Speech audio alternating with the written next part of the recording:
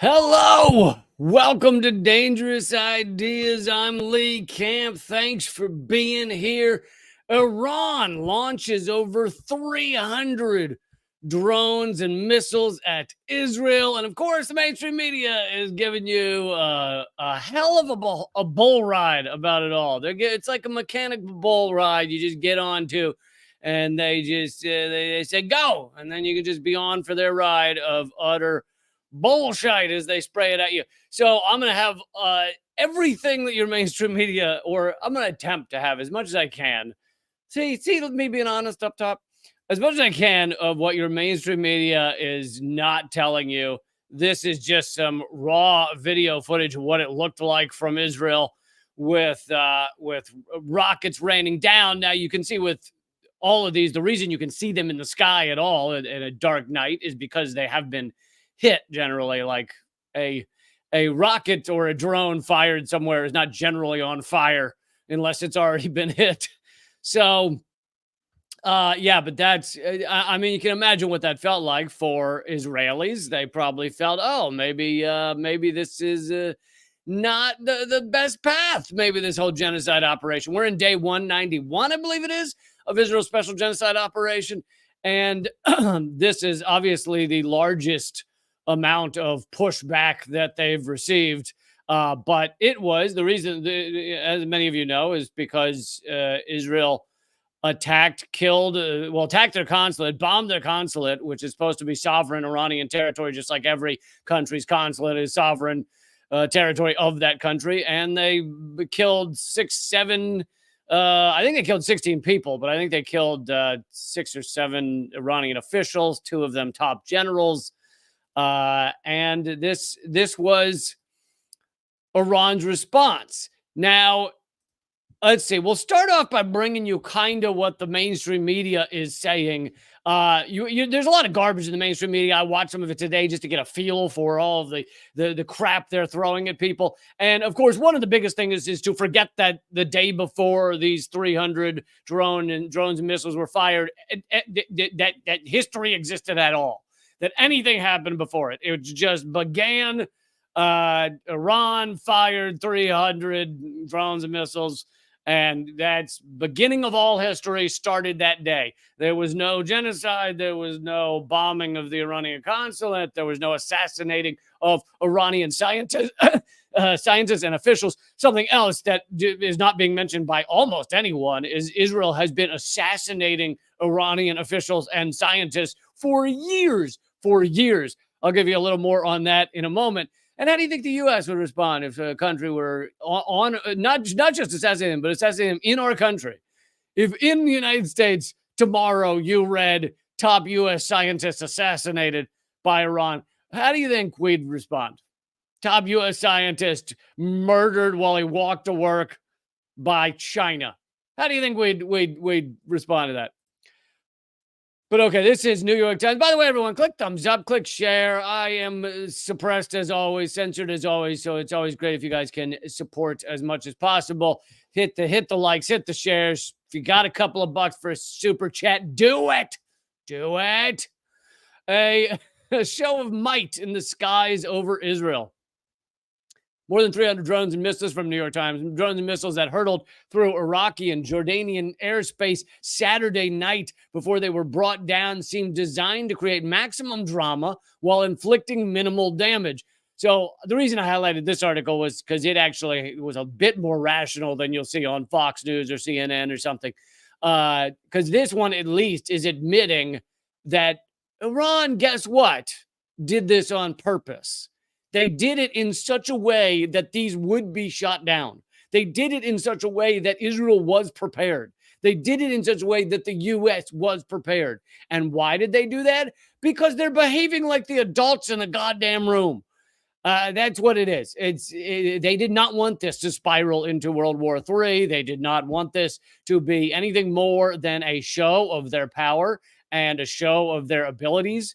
And they succeeded. More on that in a moment. But so the people you're seeing on mainstream media who are either going, oh my God, this is unprecedented, Iran trying to kill all the Israelis, and is it a good thing we stopped them? That's bullshit. All the people you see bragging, this is especially common in Israeli media right now, bragging about how Iran thought they could hit us, but we stopped all of their rockets and their drones except for a one or two or something. Yeah, aren't we mighty? Anyone saying that is throwing a lot of bullshit at you, because Iran gave a lot of warning so that these could be stopped. They waited for Israel to get, for the U.S. to get battleships into place. They told exactly how it would happen so that these could be taken out. Thank you, Dan. God damn, you're the God Dan. I like that. That's a good expression. That should be your motto. You should have t-shirts made up, Dan. Just say, God Dan right. God Dan right. Thank you so much for the donation. Thank you for the super chat, making this show possible.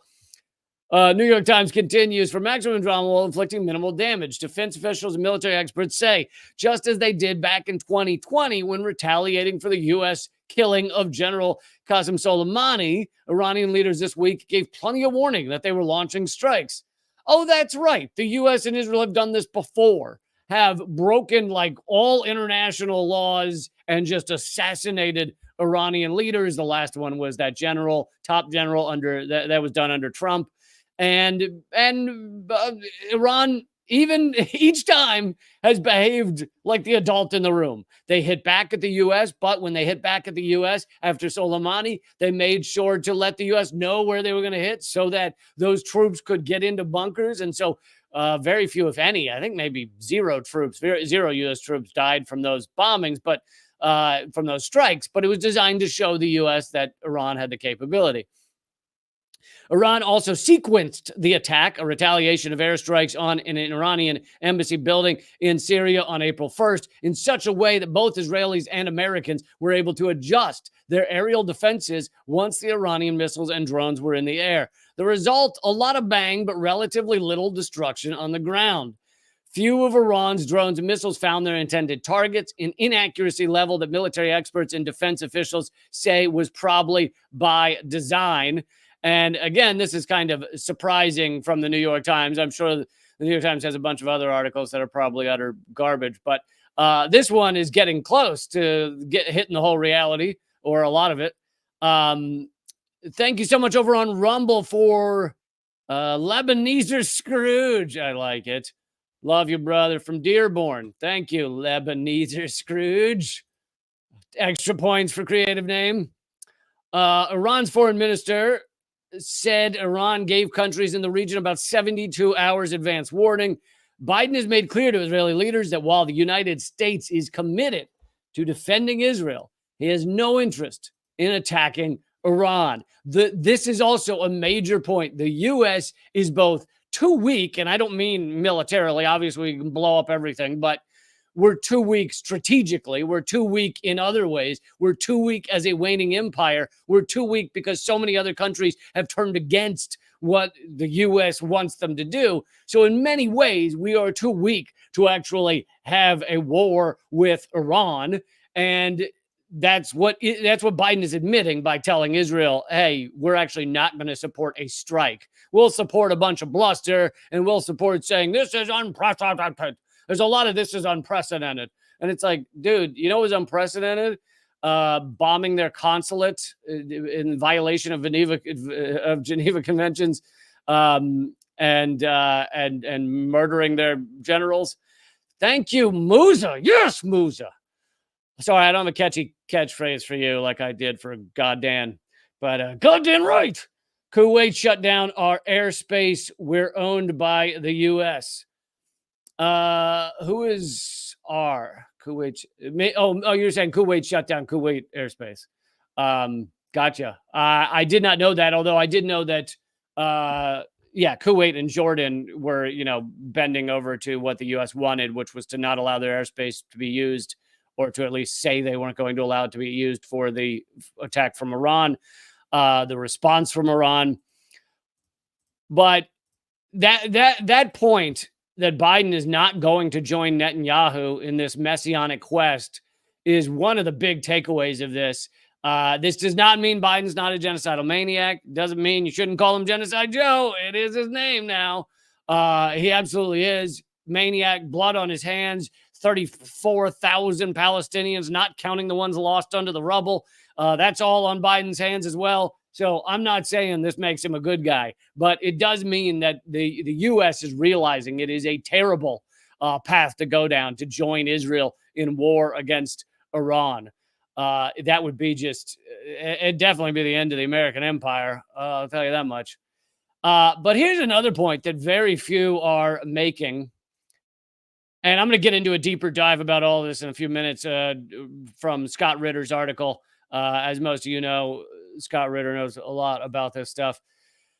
But this point has not been made by enough. The Intercept says Israel conflict spreads to 16 nations as Biden administration says there's no war.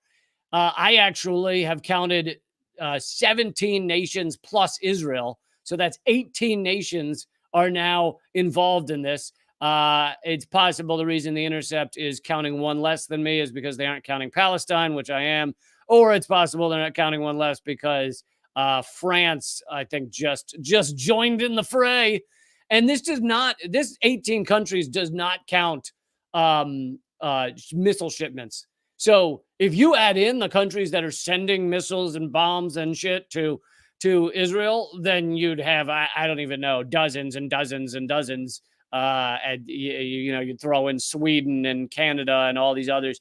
But this is just the people that are like actively involved in terms of airspace, battleships at port, etc. It's now 18 countries, counting Israel and Palestine. Thank you so much, Rotten Flesh. The ratio of offensive to defensive costs was 1 to 15. I'm getting to that. Don't worry, Rotten Flesh. I'm going there. Okay, we're in the first 12 minutes of this thing. Give me a minute. The point of Iranian strike was to prove they could hit targets and deplete Israel economically. Could you stop jumping to my punchlines? Jesus, trying, man. I'm getting there. It's always good to insult people that donate to the show. What's your problem?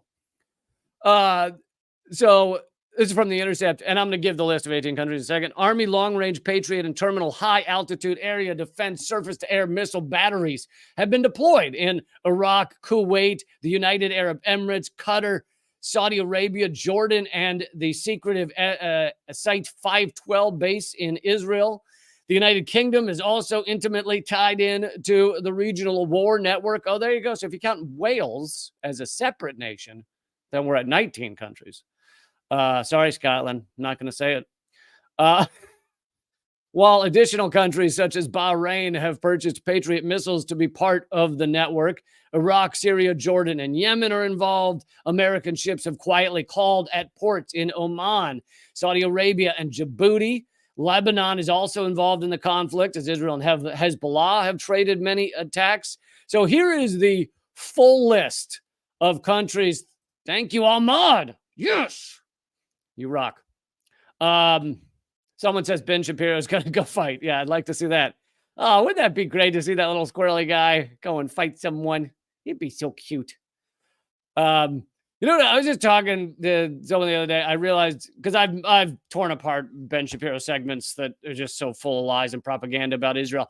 But you know what I've noticed is he says Hamas to sound like more legitimate. I just say Hamas because I'm American and I don't need to pretend to be more ethnic than I am. So he says Hamas, but he doesn't say Yisrael. So it's like, if you're going to say Hamas to sound legitimate or to sound like you know more, then why are you not also going Israel? So it's just dumb. It's just him posing.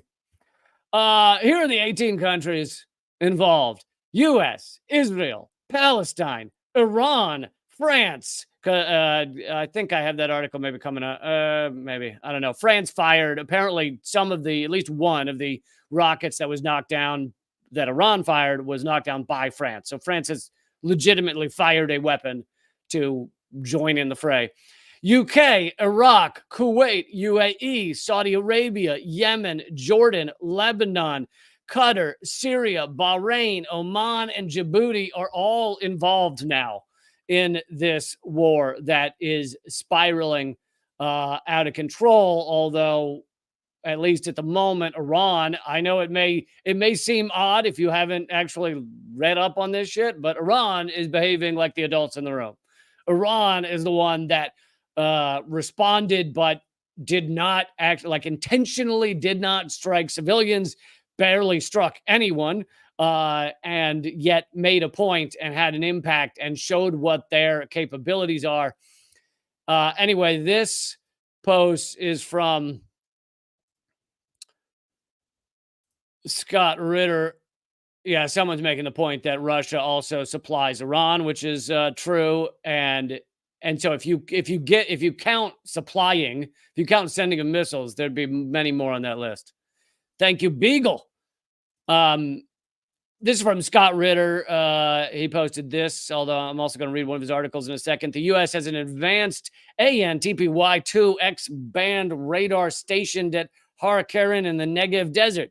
Its mission is to detect Iranian missile launches and pass targeting data to Israeli Arrow and David Sling and U.S. THAAD ABM batteries deployed to protect sensitive Israeli sites, including Dimona and the Nevatim and Ramon air bases. Iranian missiles struck both Nevatim and Ramon bases. The best surveillance radar in the world, working in concert with the most sophisticated anti-missile defenses in the world, were impotent in the face of the Iranian attack. For all those trying to spin yesterday's events as an Israeli victory, chew on that fact. The best missile defense in the world could not protect the sites they were tasked with protecting from attacks from Iranian missiles. So, you may go, okay, there were 300 projectiles fired, and Israel only failed to shoot down a couple or a few. So how does that mean that they failed? Well, because these were different type of projectiles. Iran has many different types. The type that struck their targets, which is what Scott Ritter's talking about right here, they are the more expensive, more powerful type, faster. And basically those ones that struck their targets showed Israel that Iran can do that anytime it wants. That if they were using that type of projectile, that type of missile, they can get through the targets. And this is with 72 hours advance notice. So despite the fact that 99% or whatever it was, 95% of all the projectiles were shot down, it still showed that Iran can strike Israel when they want to. And I have to think that Israel is getting a big realization these past couple days that they are this vulnerable. And I know, again, it may seem ridiculous if you haven't been reading about this shit all day like I have. That's what I do for you people. But to say 300, almost 300 rockets shot down, how could that show they're vulnerable? Well, this is how. This exactly what I just said is how. The faster, stronger missiles hit their target. And I'm going to talk more about that from Scott Ritter's article in just a second. But I have to play this clip for you. This'll cheer everyone up as we sit on the cusp of World War III. This is former Prime Minister David Cameron. He's on the news discussing Iran's attack, which was really a response, right? But they can't say that. And the reporter asks him a pretty simple question. And just watch how he responds. A reckless and dangerous thing for Iran to have done. And I think the whole... Hold on. No. A reckless and dangerous thing for Iran to have done. And I think the whole world can see all these countries that have somehow wondered, well, what is the true nature of Iran? It's there in black and white. What would Britain do if a hostile nation flattened one of our consulates?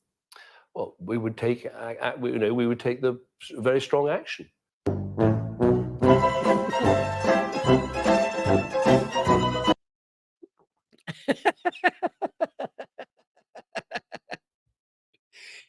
Basically, what would the UK do if the exact same thing had happened to them that happened to Iran? Oh, we would probably bomb the living shit out of the country that did it. Oh, you do the same thing. Okay, just checking. Just want to make sure. Let's hear that one more time. a reckless and dangerous thing for Iran to have done. And I think the whole world can see all these countries that have somehow wondered, well, what is the true nature of Iran? It's there in black and white. What would Britain do if a hostile nation flattened one of our consulates? Well, we would take, we would take the very strong action.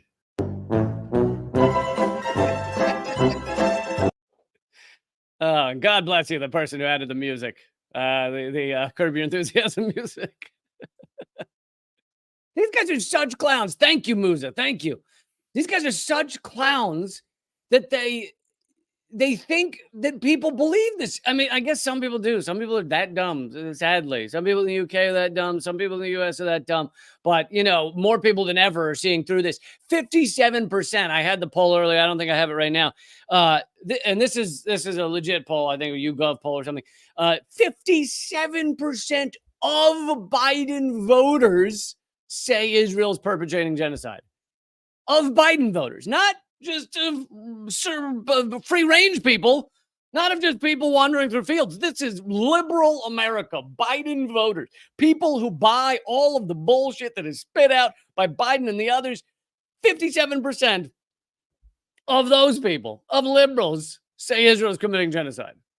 Like, that is amazing that we have gotten through. And when I say we, I mean all of us, all of you, anybody who understands what's going on is talking about it, that we've gotten through to that many people who are Biden voters. Now, hopefully they'll abandon Biden and abandon Trump because they're both garbage con men at minimum, if not genocidal maniacs, which, whichever you want to call them, however you're feeling that day.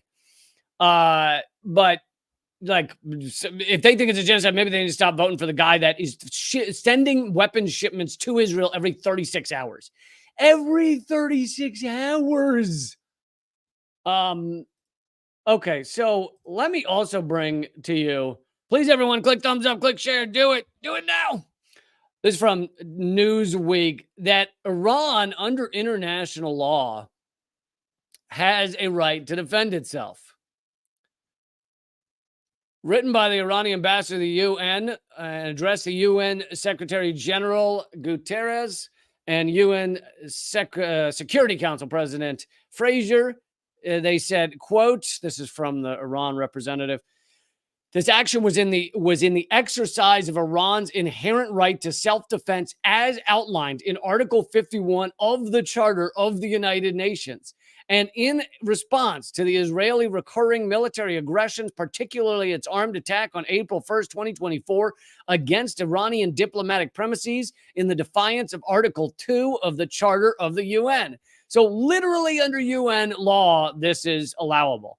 Article 2 of the UN Charter states that all members shall refrain in their international relations from the threat or use of force against the territorial integrity or political independence of any state or in any other manner inconsistent with the purposes of the UN. So Israel hit Iran in a way that violated UN law and many other international laws. Iran hit back in a way that is actually in accordance with UN laws, the right to defend itself, the right to go after somebody that has just murdered your people by flattening the consulate. And even David Cameron, as you just saw, says, oh, we'd respond pretty harshly if this happened to us. Oh, would you, David? Thank you so much, Ahmad. Yes. Keep the truth. Love all the humanitarianism. Yes, solidarity. Okay, let's get to this Scott Ritter article, which really breaks down the details of it. Most of you may know. For those of you who don't know, Scott Ritter, former Marine, former UN weapons inspector, and he also has, he knows a lot about geopolitics around the globe, but he really knows a lot about Iran and Israel and the U.S. He has actually written 2 books on the matter. One of them, Deal Breaker, when that came out, I had him on my show, Redacted Tonight, to talk about it. That was about the Trump administration ripping up the Iranian nuclear deal. And of course, Biden has continued down that same track. So again, as George Galloway says, 2 cheeks of the same backside. Do you see they're the same? Do you get it? Do you get it? Thank you so much, Stephen, for the donation. Mel Gibson defense system. Mel Brooks system. Thank you so much, Stephen, for the donation. Okay, so here's from Scott Ritter. He says, Iranian missiles rained down on Israel, and there was nothing Israel could do to stop them. Iranian missiles integrated into a plan of attack which was designed to overwhelm Israeli missile defense systems struck designated targets inside Israel with impunity. Despite having employed an extensive integrated anti-missile defense system comprised of the so-called Iron Dome system, which, by the way, was co-created by Raytheon. And now, former board member Raytheon is who? The Secretary of Defense of the United States. It's a big revolving door, folks, and you don't get to use it. You got to go around the back entrance. They get the revolving door. All right? There's a little sign up there that says don't even try it. You don't get the revolving door. You get back entrance. Thank you, Dan. Goddamn right. Dan, you're a hero. Thank you. To continue, Iron Dome system, U.S.-made Patriot missiles battery, and the Arrow and David Sling missile interceptors, along with U.S., British, and Israeli aircraft, and U.S. and French shipborne anti-missile defenses. Well over a dozen Iranian missiles struck. A dozen. I said a few, but obviously more than that. A dozen struck heavily protected Israeli airfields and air defense installations. And that's with all those countries helping them. That's with France and the U.S. and all these countries trying to help Israel block this bombardment. They still couldn't stop these stronger missiles at all. It is Israel that has done the most damage to itself, carrying out a genocidal policy of retribution against the civilian population of Gaza. The Israeli actions in Gaza are the living manifestation of the very hubris and power-driven politics I warned about in 2006, 2007. Then I said that the U.S. would not be willing to be a passenger in a policy bus driven by Israel that would take us off the cliff of an unwinnable war with Iran. The Iranian attack on Israel appears to have successfully maneuvered. Maneuvered is, it's a new word I'm trying to start. It's when you move and you maneuver. You maneuvered through it.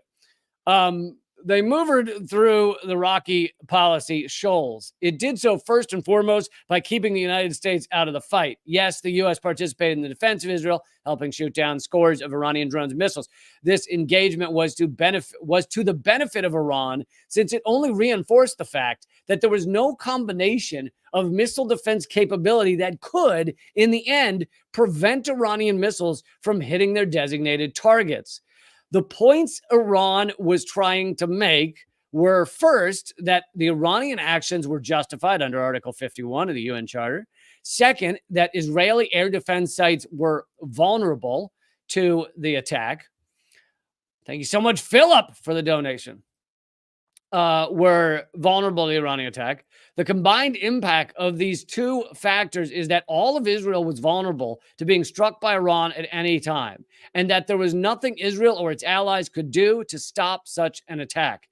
And let's remember, he doesn't talk about in the article, but there are plenty of places that Iran could have struck in order to severely harm civilian infrastructure. They could have struck runways in Tel Aviv at the airport to make it so that planes could not get in and out. All of a sudden, Israel has a lot more trouble importing all these missiles it needs to commit its genocide. All of a sudden, all of the people in Israel who have dual passports, dual citizenship, who are now fleeing Israel, all of a sudden they can't get out. It would be, all I would take is a few strikes to some runways, and it would be a major impact on Israel in a different way than Iran wasn't aiming for that. They weren't going for that because they actually wanted to leave Israel alone because they don't want this to spiral. If the U.S. were to act in concert with Israel, to either participate in or facilitate an Israeli retaliation, then U.S. military facilities throughout the Middle East would be subjected to Iranian attacks that the U.S. would be powerless to stop. This is another incredibly important point. The U.S. has bases throughout the Middle East surrounding Iran. Well, guess what that means? That means the U.S. has targets throughout the Middle East surrounding Iran that Iran could strike, but they're choosing not to for now. The missiles of April represent a sea change. Scott Ritter's calling them the missiles of April. Sea change moment in Middle Eastern geopolitics, the establishment of Iranian deterrence that impacts both Israel and the United States. Operation True Promise, as Iran named its retaliatory attack on Israel, will go down in history as one of the most important military victories in the history of modern Iran.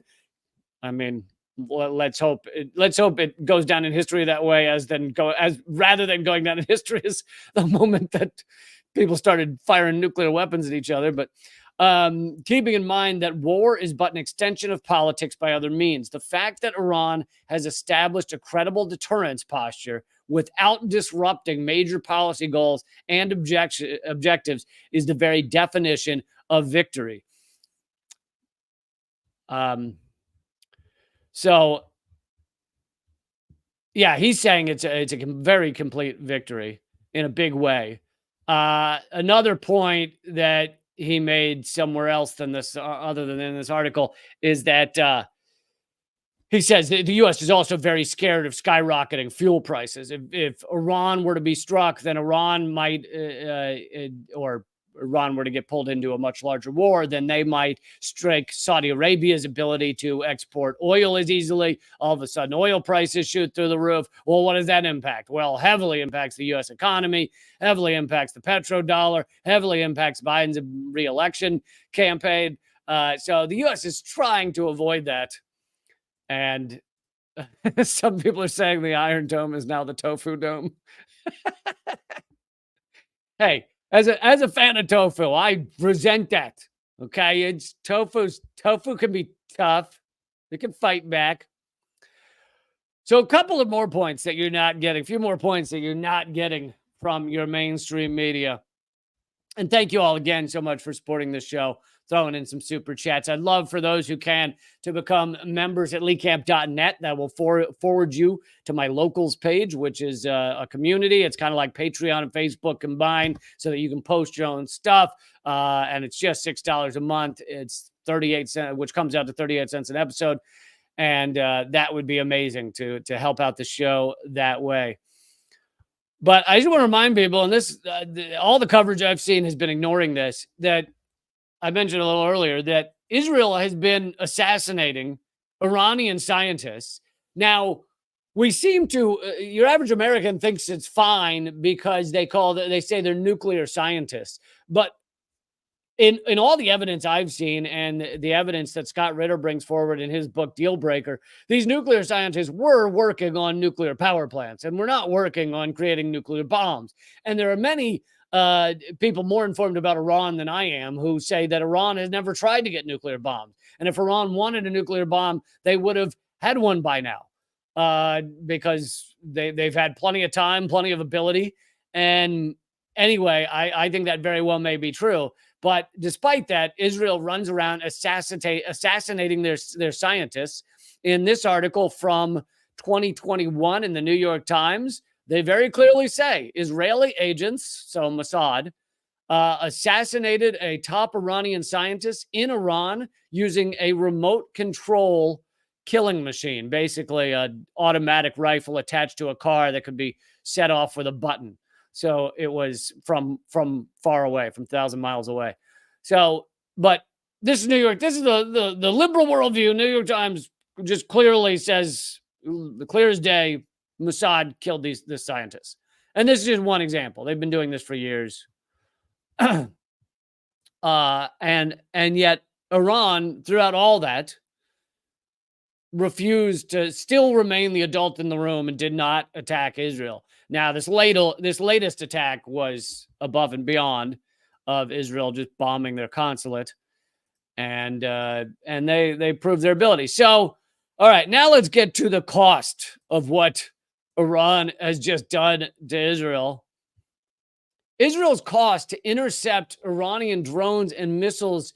So this is the Wall Street Journal. They're actually shooting way low. But I wanted to bring it to you because I wanted to show that even the Wall Street Journal is saying this cost hundreds of millions of dollars. Wall Street Journal is one of the most pro-Israel rags out there in the United States. It is horrific propaganda.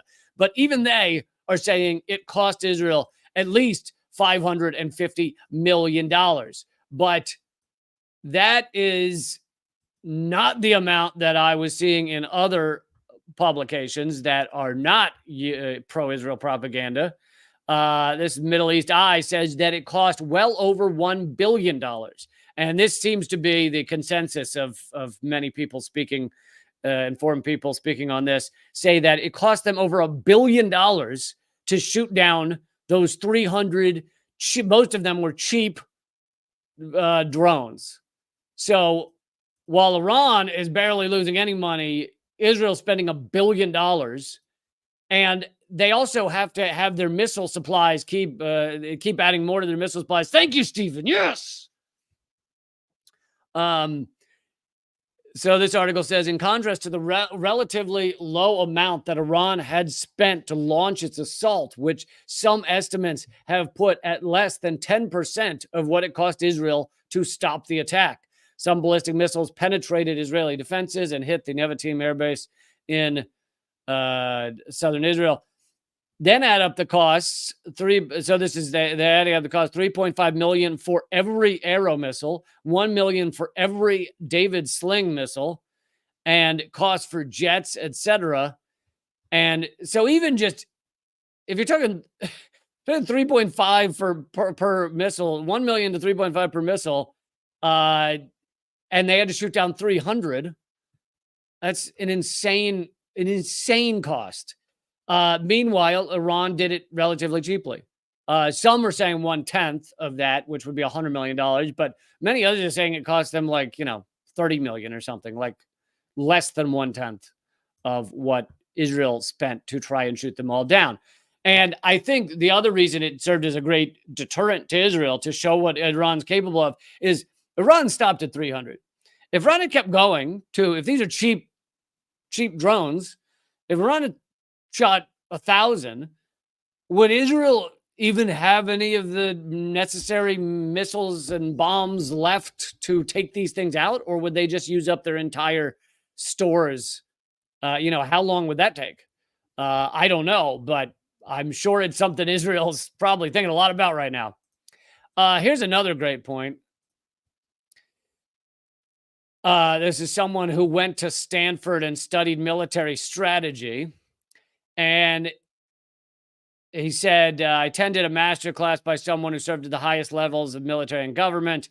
And he says, I'll always remember this. He said to us, imagine the U.S. decided to attack Iraq with a new stealth jet it hadn't used before that evaded all radars. The attack was a success. Was it strategic? Meaning, was it a good idea strategically? Many in the class raised their hand and said, yes, it achieved the goal. But the professor said, it may not have been a good idea strategically. Why? Because now your adversaries know your capabilities, and it's a matter of time before they find ways around them. If this attack could be done with conventional weapons, it's better to keep your top weapons until you need them. Using them creates a disadvantage. My analysis, to continue reading, my analysis is that the scale of Iran's attack, the diversity of locations it targeted, and the weapons it used forced Israel to uncover the majority of anti-missile technologies the U.S. and it have across the region. They basically showed Iran and others every capability they have. The Iranians did not use any weapons Israel didn't know it had. It just used lots of them. But the Iranians likely now have an almost full map of what Israel's missile defense system looks like, as well as where in Jordan and the Gulf the U.S. has installations. It also knows how long it takes to prepare them, how Israeli society responds. This is a huge strategic cost to Israel, with Arab regimes now being blasted by their peoples, meaning the ones that tried to stop Iran's response. So like the Jordanian monarchy, for not protecting Gazans. Crucially, Iran can now reverse engineer all the intel gathered from this attack to make a much more deadly, more credible a much more deadly one credible, while the U.S. and Israel will have to redesign away from their current model, which has been compromised. Its success in stopping the choreographed attack is thus still very costly. So I thought that was a great point. That thank you, Damien, over on Rumble. Appreciate the donation. I thought it was a great point that basically Iran didn't show Israel anything new. Like, Israel knew it had these cheap drones and everything else, but Israel showed everything. They show what their capabilities are. They show what their capabilities are not. They show which type of missiles get through, which type don't. They see the response of the Israeli society. They see the cost that Israel had to pay. They see the fact that Israel needed the help of the U.S., France, and others to shoot these things down. Basically, they learned everything they didn't know. And so in that way, it can be a huge cost strategically.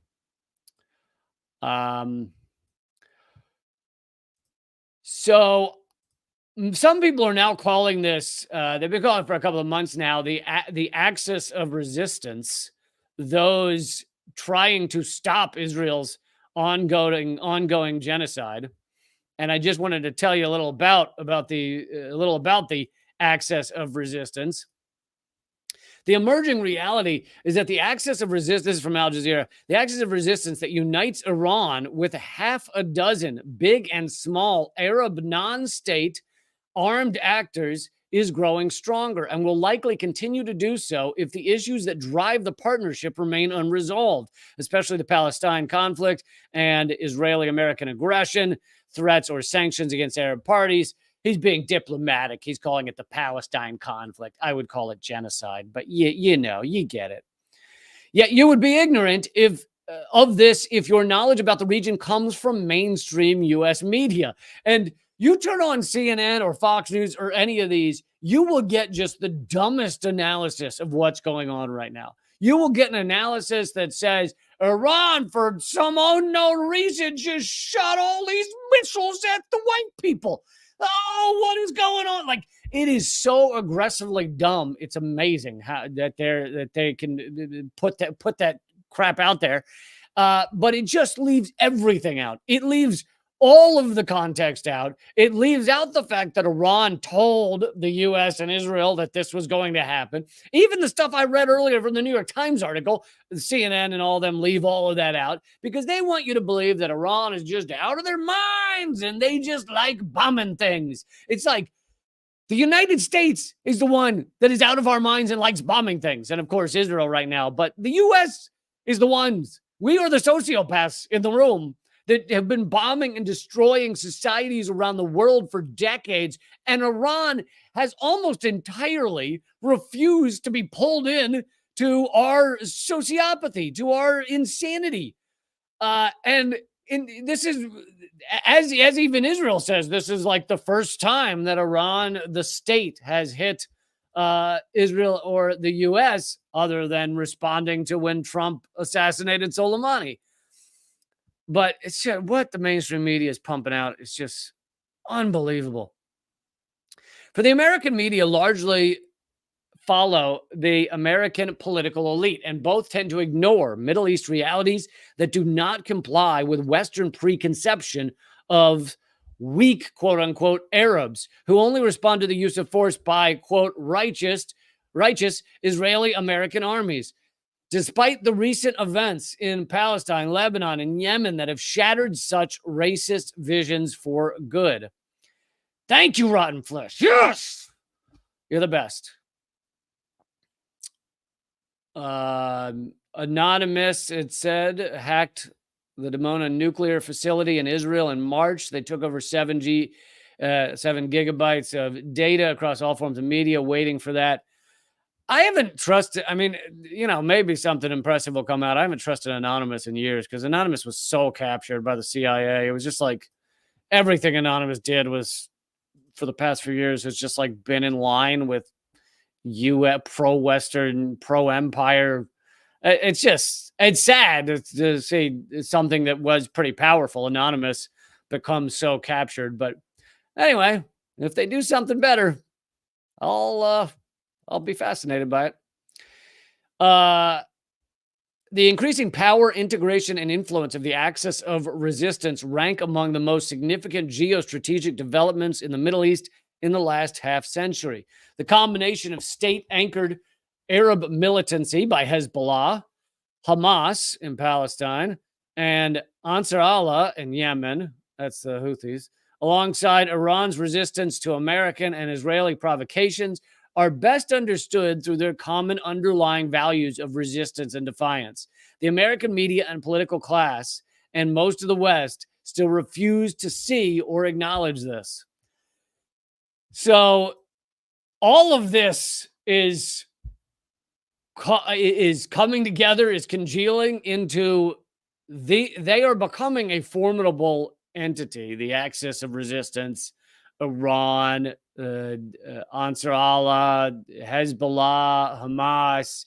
And this doesn't mean I agree with everything they do, but it is completely changing the equation for what Israel thought that they could do, just genocide of people and that no one would respond, for what the U.S. thought that the U.S. could do, which is just funnel bombs and missiles to Israel, and then Israel's genocide will be fine and good.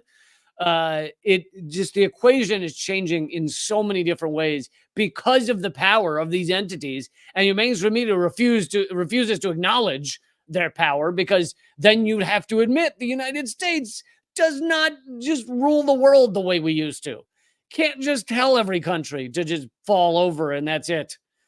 It is a completely different situation than it was 20, 30, 40 years ago. And your mainstream media is fully refusing to acknowledge these shifts, these major, major geopolitical global shifts. Also, I'll add this in there that was not in Scott Ritter's analysis. This is also making China look like the adults in the room, because China is against the genocide against Gaza, but is not involved. So, well, the U.S. and Israel commit genocide and, assassinate people in their consulates and everything else. The Chinese are sitting there being like, you guys are all unhinged. It's very unhinged. That's what it is. And it really does make the Chinese look like the global adults.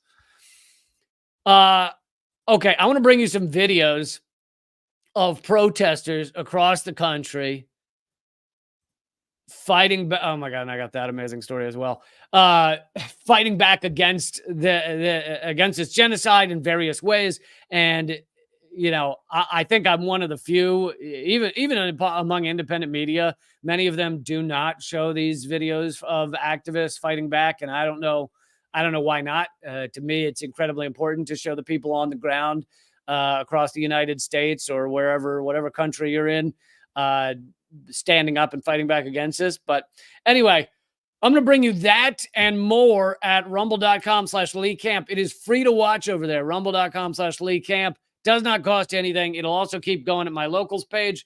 That's at leecamp.net if you want to become a member and support this show.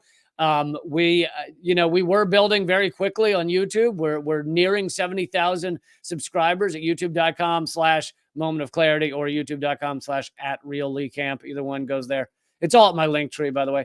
We were growing very fast, and now they clearly have put some sort of algorithmic governor on me. They put the algorithmic wet blanket on me. It's like you're running up a hill and you start gaining on everybody, and you're like, yeah, it's finally happening. And then they just strap on, a bunch of weights and all. You're like, what is this? It's like 70 pounds of wet blanket. And you're still putting the same effort in, but you're just sliding backwards down the hill. Well, whatever it is, they've just hit me with it like a week and a half, 2 weeks ago.